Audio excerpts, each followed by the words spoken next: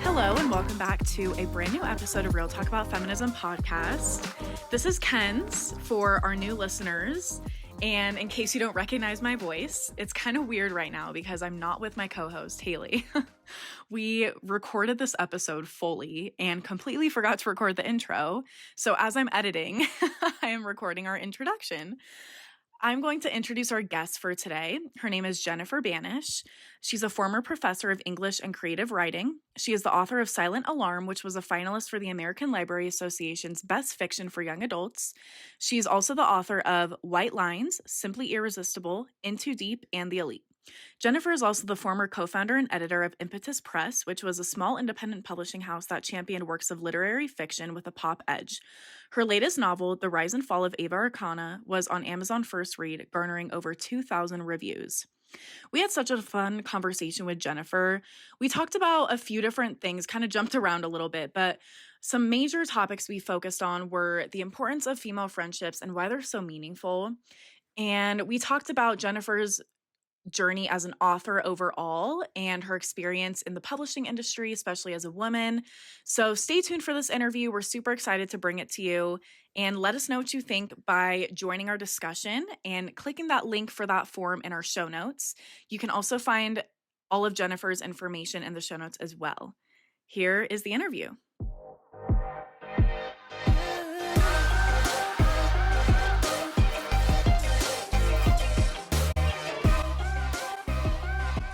Jennifer, welcome to Real Talk About Feminism. We're so happy to have you on today. Hi, I'm so glad to be here. So you are a 4-time author, correct? No, actually, I just finished my 8th book. 8th book. I'm so sorry. My gosh, that's so exciting. Yeah, let's double that. No worries. All good. So let's start a little bit by you going through your journey as an author, like from your first book to your 8th book now. What are some things that you've learned? Like, what's been your favorite thing about that journey? It's funny because I really never set out to be an author. It was just kind of like something that fell into, I mean, I always wrote, but it was mostly poetry. And then, when I was getting my graduate degree, I was also working with my partner at the time. We had like our own press and we were publishing other people's books. And I had just written a novel and, we put that out. But I wasn't really, planning on doing it kind of as a career. And then, so one of the authors that we ended up publishing also worked as like a ghostwriter to kind of like survive.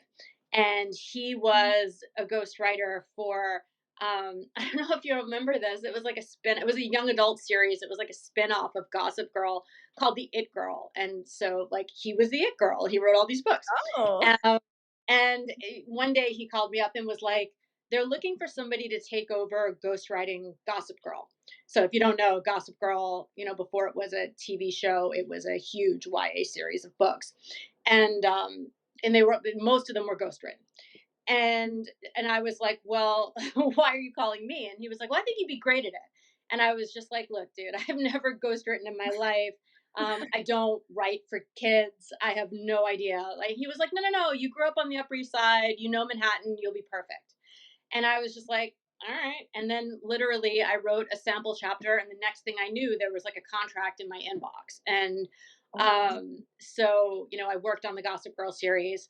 And then after that, an editor, I had to sign an NDA. I can talk about it now. I had to sign an NDA at the time, but publishing is kind of like a small world and, word gets around. And an editor from Penguin got in touch with me and was like, I saw what you did over at Gossip Girl and really liked it. And why don't you write a series for us under your own name? And I was like, well, I've never really thought about this before. Wow. But okay. So, I did this 3-book series called The Elite. And, after that, I, moved to a different division of Penguin and did 2 standalone young adult novels. And then I had a baby and a full-time job and just didn't really write for a while. I was ghostwriting and editing and working as a teacher. And I didn't my creative well was sort of dry. Because there's just like only so much of you to really go Yeah. around, and I took probably around a 5-year hiatus where I just really worked on other people's stuff and was an editor and didn't work on mine. And right before, it was really funny. Like I always tell people this, like um, never burn bridges, because everyone that you have a relationship with, it always sort of comes full circle. And so I hadn't talked to anybody at Alloy Entertainment, the company that handles Gossip Girl and lots of other books. I hadn't talked to them in like 15 years. And right before the pandemic hit, I had moved back to New York. I had been living elsewhere. I moved back to New York. And I was working, running a ghostwriting agency, running the fiction division of a ghostwriting agency. But again, I wasn't working on my own stuff. But part of my job was I had to like reach out and try to see if like, places like Warner Brothers, which, Alloy is like a division of Warner's, like places like that would work with us and, funnel worked to clients, and vice versa. Right. So I reached out to them and I was just like, hey, I know it's been 15 years. And I really expected them to be like, we have no idea who you are. Right? But I immediately got this email back and they were like, oh my God, come in. We want to see you. We want to have a meeting. Yeah. And I went in and they kind of explained to me that like they don't really deal with ghostwriting anymore. And I was sitting there like, okay, well, why am I here? And they were like, what we do now is we take authors who have had, some success. They've published 4 or 5 books. They've had some success, but they haven't really had their big sort of hit. And, we kind of propel them further. And I was like, oh, that sounds great. And they're like, and we really want to work with you. And I was like, Ooh. oh, okay. But then COVID hit and everything shut down. And so months passed, it was like 3 or 4 months. And I finally got an email from them and they were like, oh my God, are you alive? Because I got COVID in March 2020. I was like Oh no. really early, because I lived in New York City and, it was everywhere and nobody knew. And unfortunately I got long COVID. So I was really sick. I was sick for like 6 months. Oh my God. Yeah, it was rough. But, it's funny because during that time, they got back in touch with me and they were just like, do you want to do a book? And I really had to think about it because, I was sort of terrified that if I started working in earnest again, that I was going to get sicker. And at the end of the day, I said that I would try. And I wrote a few chapters of what became Ava. And that was really it. And so I wrote the book, and thankfully my long COVID sort of dissipated along the way. And a year later, we sold the book. Wow. What a journey. Yeah, it's kind Yeah. of a crazy story. Yeah, but it's like but that's why I always tell like young writers, please don't burn your bridges, because you'll meet somebody and like 15 years later they'll be kind of like back in your life and important in a big way. So I've kind of seen it happen over and over again, not just to me. The writing world is just so small. You run into the same people over and over again. That's so crazy because there's so many authors Yeah, and so and Ava sold 2-book deal, and then I just finished a new book that's coming out in September. that's so exciting. It really sounds like Yeah. everything worked out so well. Like even though it was a Yeah. journey over so many years, everything came full circle. It all worked out. Yeah. Yeah, and it was interesting too because like, when I stopped writing, I didn't really want to write young adult anymore. I wasn't really sure what I wanted to do. I knew I wanted to move into the adult marketplace, and I was able to kind of do that with, Ava, and then this new book that I've just finished. So, that was like an important jump for me too. So I know this is kind of like choosing a favorite child, but if you had to choose a favorite book that you've written, which one would it be? Man, it's hard. It's hard. Yeah, it's really hard. Like my novel White Lines is about, like a girl growing up in the 80s in Manhattan who becomes a club kid and like is never home and has this really like awful family life, but has this incredible like circle of friends that she depends on. And it's very much based on kind of my own background. And so in a way that book is sort of like my favorite child. But I think if I had to like pick ultimately out of all of them, I would say the novel that I just finished, which is called The Essential Elizabeth Stone, and again will come out in September. Wow. I love that question. I want to touch a little bit on some female friendships. So, do you implement female friendship storylines and like the importance of that in your novels? Yeah, absolutely. I mean, I always tell people that in the rise and fall of Ava Arcana, the big romance in the book, really isn't between the male characters and the female characters. It's really between Lexa and Avi, and sorry, Lexi and Ava. Um, because I just there's such a purity to their friendship that it's just like it's just it would be so different if it was a friendship between a man and a woman. And female friendships are hugely important in my life. Like my girlfriends are, my lifeline, like literally everything. Um, and I'm always really interested in sort of like the complexity and intensity of female friendships, and how they're different, than friendships, heterosexual friendships between men and women, that kind of thing. Yeah, definitely. One of my favorite shows is Jane the Virgin. And I think I love that show so much because the main love story is like the main character and her mom and her grandma. It's not like her husband or her Yeah, boyfriends, it's the female friendships and relationships in her life. And I think that's so important. And I love seeing that highlighted because a lot of times it is like strictly romantic relationships or like platonic between men and women.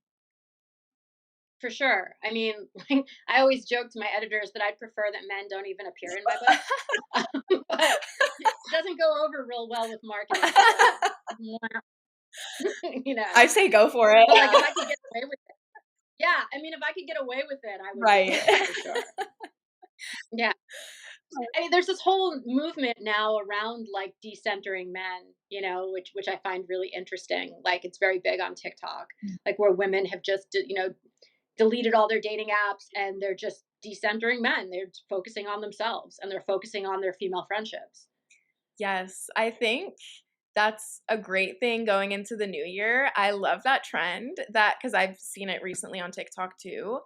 Yeah, And just like the self love journey, the relying on your girlfriends, and just like, I don't know, I just love the vibe. I think it's just so different. yeah. I mean, it's cool. I think as women, like we're not really taught that, or at least I wasn't. That it was okay to decenter men. It was okay to focus on yourself and that it's not selfish. To do that. The personal growth is important. Yeah. And a lot of times that growth can't really happen when you're like enmeshed with another person in a committed relationship. Exactly. That's a huge lesson that I've learned like in my like high school, college, like early 20s. But definitely like not prioritizing a romantic relationship with a man. Like I feel like my relationship now with my boyfriend is very strong because we both have our own friend group and our own friends, and like my relationships with Yeah, my girlfriends have gotten so much better like weirdly as I've been dating this person. And I think it really has benefited my life so much more than when I was just like very codependent with a man. sure. Yeah, I mean, it's super important, I think, to have your own interests and have your own life and not build a home in somebody else. You have to like build your home in yourself. Yeah, and I love different that. people can, I guess, like for lack of a better word, like give us different things in life. Like we shouldn't depend on a romantic partner for everything. We need to have different people that we can like do different types of activities with and have different conversations. And it is really limiting if you're attached to one person. And typically that's like a heterosexual relationship with a man. Yeah, and I mean, I don't know, like, do you have male friends like who are just platonic male? I really don't like I'll like in a group setting like hang out with like our girlfriends, boyfriends, Sure. but like not really any of my own. I Yeah. do. I mean, there's I have, age old argument that men and women can't be Yeah. friends, right? yeah. It is hard. It's a different dynamic because I have one of my best friends is a guy, and he like I do have a different relationship with him versus my girlfriends. Both of them are really strong and Sure. really good, but it's different. So yeah, I like how you highlighted, we get different things from different people. So we can't just rely on one person. Yeah, I mean, I think it's sort of essential, and I think we get different things from our female friendships than we do, any place else really, as women. But I mean, I feel like it's a fraught topic because if you ask a lot of women about female friendships, you'll get get a lot of different answers, Yeah. right? Like people think that female friendships are just completely fraud, right? And there I've experienced that as well, but it's not across the board. I think friendships between women are complicated and really complex, and not easily kind of like definable, I guess. Yeah. Mm-hmm. Yeah, it can look so different with like having multiple friend groups, even with like different interests. It's very interesting. You do hear a lot of different responses because there's some women who are like, I've never been friends with other girls. Like I've only had guy friends. Yeah, And really. you also hear Yeah, like me, like I've never really had male platonic friends. Like that's just not been my path in life really. But it is very interesting. yeah, for sure. Um, yeah. Yeah. Well, let's switch gears a little bit. Have you ever, or can you speak on your experience as a woman in the publishing industry specifically? Like, have you ever felt discriminated against or like Had sexism? challenges. Yes, Yeah. yes. I mean, not particularly in terms of like my publishing career. Have I been discriminated like and harassed in the workplace, like when I was like a teacher and teaching, like I was teaching creative writing classes and things like that? Absolutely, right? But not that it doesn't exist in the Mhm. publishing industry, it does, but I worked with all women. Mm. So, Okay. I can't really speak to, I mean, and that's not to say that, women don't do these things either. Like sometimes they do, but, that just wasn't my experience, like all my editors have been, female. Most of the people that I've worked with in publicity have been female. Publishing is a really woman centric occupation. And it really makes sense when you look at it, because if you look at like what jobs in publishing pay, I mean, it's right up. It's worse than being a Oh, teacher. Oh my gosh, wow. that's horrible. Yeah, like if you're starting out editor living in New York City, you'll make like maybe $40,000 a Oh year, my God. maybe a little bit more. I mean, and that's just That's peanuts awful. here. It's Yeah, that's peanuts Yeah. nothing. anywhere, That's nothing. right? And you'll work and work and work, and it's not like you're doing like two things. You'll be working till like midnight, reading manuscripts for your boss and whatever. So it's just another one of these professions that's completely underpaid, and that is mostly staffed by women. Mm. That is very Tells interesting. you a Yeah, lot. that does say a lot. Yeah. We're going to take a quick break to talk about our sponsor, BetterHelp. It's 2023 and it's time to really prioritize our mental health this year. No matter where you are in life, everyone can benefit from therapy. Whether you need to work through trauma or just need a safe person to talk to, BetterHelp is here for you. BetterHelp is the world's largest online therapy service. Get matched with a professional licensed therapist in your state who you can trust. BetterHelp has options to communicate with your therapist via chat, email, or video, and you can message them at any time to get help. BetterHelp is giving our listeners 10% off if you sign up using the link in our show notes. If you're struggling with depression, anxiety, relationships, trauma, grief, or just need someone to talk to, try BetterHelp today by clicking the link in our show notes or go to betterhelp.com/RTAFpod to get 10% off today. But there are men in publishing, editors, and who have been in really high positions. There was just that list that came out. I think it was like 2019. I don't know if you saw this, but it was a really big deal. It was like called like shitty men in publishing. Oh. Um, and yeah, and so it was basically like when it came out around like Me Too, like around the time Me Oh, Too okay. broke, maybe earlier than that. Yeah, so it was like during the Me Too movement, somebody went on and like anonymously published this list of shitty men in publishing. Wow. And yeah, like men who had harassed women, men who had crossed the line. And these were like very big people. Yeah. Wow. Yeah. But I mean, I just don't have that experience because I worked with all women. I've always historically worked Mhm. with women, and it hasn't even been like a choice. It's just how it's worked Right. out. Right. I feel the same way. In my work experience, I've pretty much been surrounded by women. Like, I don't really have many male coworkers right now, and I kind of like it. Right. Like, sometimes it's kind of nice. Yeah. Yeah. Yeah. It's like a safe bubble. It You does feel know, safe. like Yeah, it's just you know what you're in. exactly. Well, I think that's why like a lot I saw a lot of people online talking about um going to see, Taylor Swift on the Eras tour and talking about how it was the first time, like women talking about how it was the first time they felt safe at a Yeah, concert yeah, Yes. because there were really almost no men. yeah. They were like talking about how like amazing it was to like go to the bathrooms Oh, there and there were like women in all complimenting each other and lifting each other up and it was just this predominantly mostly female space and how safe that made them feel. I love that. I love that Yeah. energy.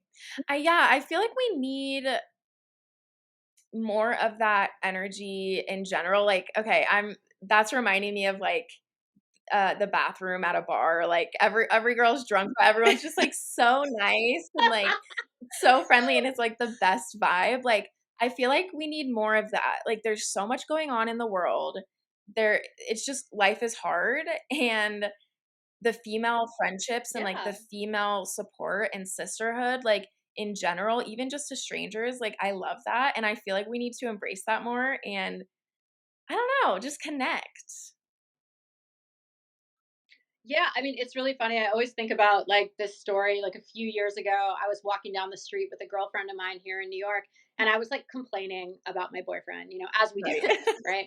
And so I was like walking and complaining, and there was this woman who was walking just a little bit ahead of us, and all of a sudden she turns around. I'm like deep into my rant, and so like she turns around and she looks at me and goes, "Girl, dump him."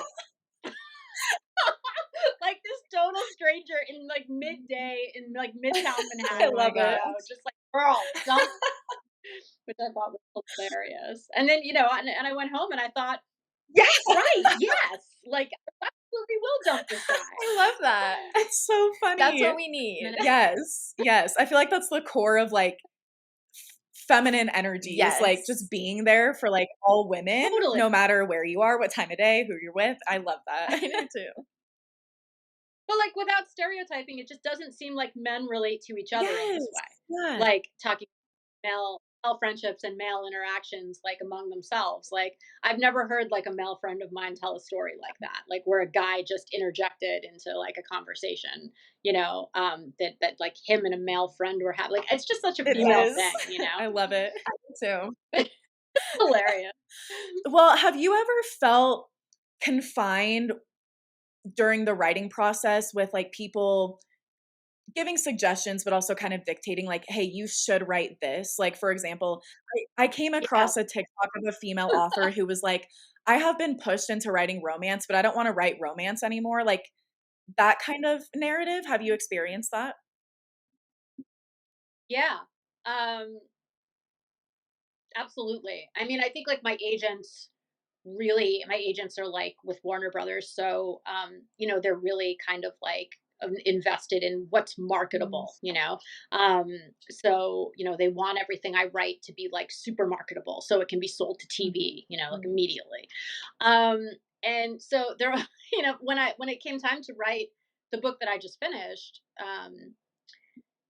I really did not want to like write a love story in any way, shape, or form. I just was not feeling it at the time. I was like going through a breakup. I was just like, there's, it's not. I don't want to do it. Okay. And all I kept hearing was, yeah, but you're so good at it. You're so good at it. And like, it's just marketable and you're just so great at it. And finally I just like snapped and I was like, I'm great in bed too. Should I be up for it? I mean, it's true. Like, so absolutely, like absolutely you hear this stuff. And the interesting thing was is like my whole team is Mm, female. So you get that. It doesn't mm, matter what gender, it's all about the marketability of right, the thing. Yeah. Like it wasn't like it was a bunch of guys telling me to right. do this. It was like women being like, women love stories. We need to give more romance in this book. And I was just like, oh, kill me now. but you find some sort of middle ground. You hopefully find some sort of middle ground. Right. Really, really adamant that like my protagonist does not end up with a man at the end of the book, and I got my way. Yes. You know, you make compromises. Yes. It was really important to me that she ends up independent and running her own life and finally knowing who she is and not involved with Oh, a man. I'm so excited. I can't wait to read it. Yeah, when I'm it very comes out. excited. Yeah, it's called The Essential Elizabeth Stone, and it comes out in September. Awesome. It's going on my Goodreads. Yes. Um, you mentioned that like it's not gendered, like men specifically being like, "Hey, you're a woman, so you should write romance," for example. That's just the industry, is what I'm hearing. Like that's what society has been like. That's what society wants, and so they're just catering to that. But I like that you like I set think boundaries about like, no, this is my book. Like I want this element in there. Yeah, and I mean, they always couch it in that way where they're like, and of course, Jen, this is your book. Like, you write what you want. But, like, there's always like a caveat, but we'd really like to see more of this. Or maybe it would be more marketable if we went in this direction. So, yeah, I mean, you get pushed all the time. It's just whether or not as a writer you want to make those Mhm. compromises, and I'm sort of careful about the compromises that I choose Mhm. to make at this point in my Mhm. career. That's good. I think obviously like it's a business, it's a job, so there are going to be concerns about like marketability and is this going to sell? But I think like setting those boundaries is good, and if that's how you want your character to end up at the end, then that's how she's going to end up, and I love that. Yeah, and it's like, well, if you don't want to publish it, you don't have Yeah. to. Like, I can just you know take it to another house. Yeah, Exactly. that's true. Yeah. So, I mean, I think it's like, the business itself wants to make authors feel like they're sort of powerless and at the mercy of this giant machine, which is publishing. But if you're smart, you figure out a way to kind of like exist in that machine without um, making too many compromises or losing who you are as an Yeah, Yeah. because that's it's kind of like the music business. It's like kind of like when I wrote Ava, which is like a book that takes place, in the music industry. It was like alarming to me how many parallels there were between that industry and publishing. I mean, any industry where you're an artist is going to be about right. Yeah. exploitation, right? As a woman, you just have to you get exploited more than most, so you just you have to be cognizant of that, and you really have to be aware. Yeah, that is very common in the music industry, which makes me so sad because I love creativity. Like I love originality. I don't want people to ever like be put in a box, and I feel like that happens a lot with like anything media related. So I love that this book coming out has more elements. Like it's probably going to pass the Bechdel test. I love that aspect of it. So, do you have any advice or tips for either like young authors? I know you said to not burn bridges, but young authors or just young creators who are trying to pursue their dreams? Oh boy. Yeah, it's good you didn't ask me this question like a year ago because I probably would have been like, I probably would have been like, quit writing, quit, do anything else. And it is something that I still do tell, like when I teach, I still do tell my students, like if you can do anything else reasonably well, do that. Like, don't do this. Write if you're called to write and there's no Mhm. choice for you. Like, this is literally the only thing that I'm good at. If besides teaching really, but it's really, that's all the same thing. It all feeds into each other. But yeah, I mean, I think you go through periods in your career where you become really sort of like disillusioned and cynical, and I think I was in one of those periods a year ago. um and thankfully I feel I feel better about things now. But I would honestly say though, like, if you're not really called to do this, like if it isn't a burning passion for you, or if what you really want is validation and not to be a good writer, like you want to be told you're a good writer, but you're not really interested in being a good writer, then this probably isn't the right career for you. Because you don't really get anything out of, like, nobody is like coming, you don't come home and like people are like, wow, you did a great job on that novel. Like, you don't, besides hearing from readers and reviews and things like that, there's really no payoff in this business. If you're lucky and you get a 7-figure deal, okay, sure, but then you have to worry about your next book, right? Is that going to pay you 7 figures? Historically, no. Not unless you're like Stephen King or something, or J.K. Rowling. um so I would say to young creators, like, if you really want to do this, make sure it's like you're eating, breathing, and sleeping it. Like, there's no other option for you. You have to really want it, because again, there isn't the kind of payoff where, like, you work in finance, right, and you retire when you're 35. Like, there's none of that, right? And there's really no retiring. Like, writing is, if you're a real writer, writing is what you do till you drop dead. And not because you're forced to, but because, again, there's no choice. There's always another story to tell, right? So, I mean, I would say to young writers, you have to really want it. You have to really want it, and you have to be patient. Like, I find with a lot of like young writers, I don't know if it's like growing up with like Instagram or whatever, like, they want everything right away. And a writing career generally doesn't work like that. I've like been in this business almost 20 years, and like, I'm finally selling enough copies where, people are like, oh, she's successful. It takes a lifetime It's a lot of work. And so, that would be like my other, piece of advice would be like, it's a marathon, it's not a sprint.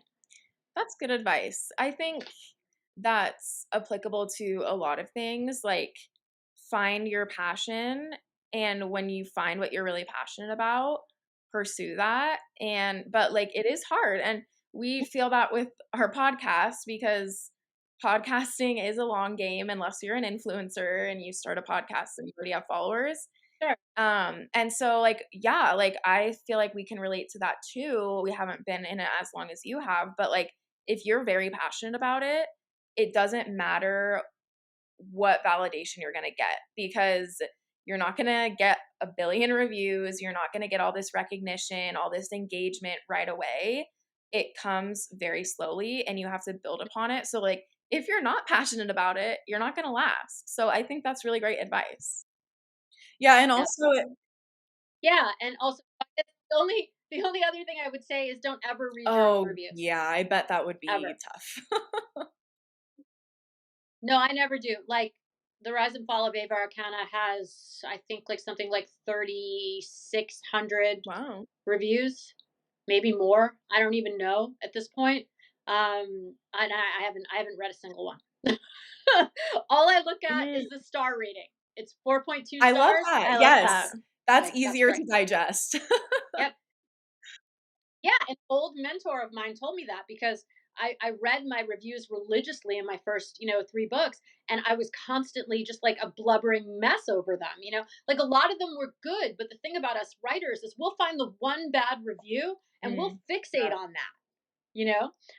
Every writer I know does this, and this is why, if you're smart, you just don't. Yeah, it's not worth it. It really isn't. And then that's going to hinder your next book and your future work potentially, and you don't want that.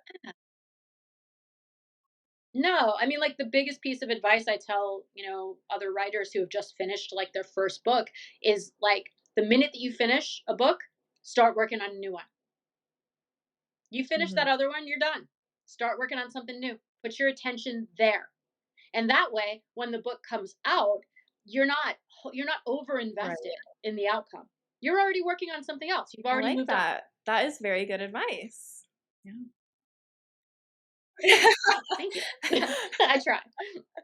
Well, Jennifer, before we close, I want to give you the opportunity to share anything else with our audience. If you want to share where they can connect with you and find you on socials, that would be awesome too. Yes. Okay, so I am on Instagram at Banash, so J and then my last name.